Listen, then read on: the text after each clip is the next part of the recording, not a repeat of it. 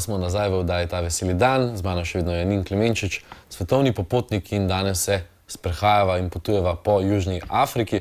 Če imate tudi vi kakšno prigodo iz Južne Afrike, ki bi jo radi delili z Janinom, kakšen skupen moment ali pa karkoli, lahko pokličete na 01 588 0696. Janin, kam greva zdaj?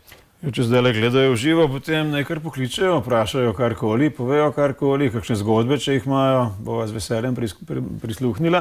Zdaj smo že v Namibiji, zdaj greva počasi navzgor po Namibiji, se pravi od juga proti severu ali pa od pola proti ekvatorju, če si lažje predstavljaš. Se pravi, ostali smo tam, vidiš, še enkrat zemljevid, da bomo si malo spomnili, kje smo bili, bo še enkrat prišel ta zemljevid. Se pravi, Namibija, tole na levi strani, nekoč je bila to nemška severozahodna Afrika. Skrajna desna zgornja točka so pa Viktorijini slapovi. To bo, ne vem, če bo to danes uspelo, verjetno ne. Zdaj takole, začetkak smo se peljali skozi Južno Afriko, so bile krasne ceste, ampak kot si prej mogoče opazil na enem od posnetkov, stalno so bili dela na cestu, pa smo se ustavili, pa čakali, pa naprej šli, pa tako naprej. No, zdaj smo prišli že precej daleč. In tole tukaj je en hostel. Praktično vsak dan smo spali v šotorih, tukaj pa ne, tukaj smo si pa privoščili sobo za 2 dni, dvakrat smo prespali tukaj. Svakop Mund se imenuje tole mesto. Še kar luškan hostel deloval. Da, je bil lep, ja, privaten in sicer malo drag, no, ampak smo rekli, ajde, nek se vidi razko, še enkrat, potem pa spet tisti. Sicer pa tudi tisti kempi sploh niso poceni, kar 10 evrov lepo na glavo.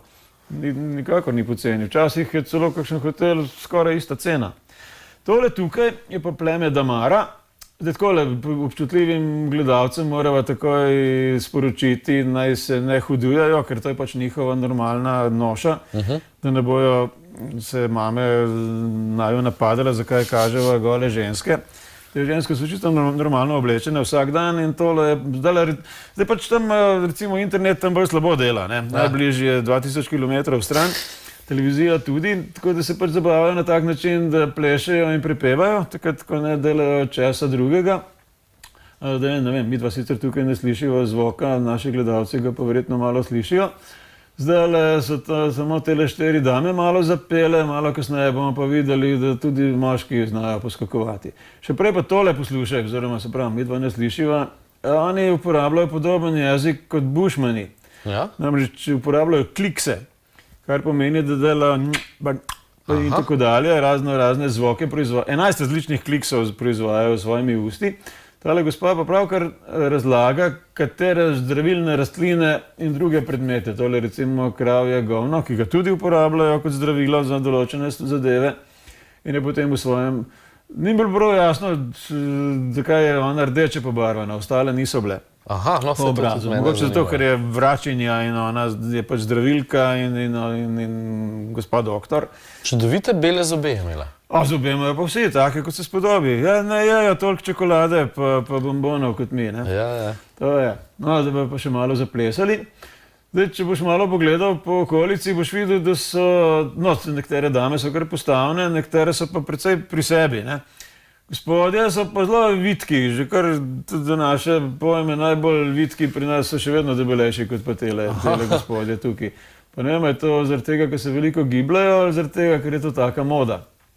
Če si opazil, tamle ena ima svetlo kozjo kožo, čak, da bomo prišli do nje, tista je poročena z enim tale na sredini zdajle, ki ima ruto na glavi. No, ta prvič je že poročena, zaradi tega mora nositi to krpo, ostale so lahko na pol gole. Drugič je pa njen mož, ne vem, če ima 1/3 njene teže, pa je višji kot ona. Tako da so kar krepke gospe tole. Sem šel potem lansko leto, ko smo bili prvič tam, se pravi predlani, ko sem bil po lani tam, so pa polovica jih je bilo istih, polovica pa niti ne, malo se selijo sem ter tja.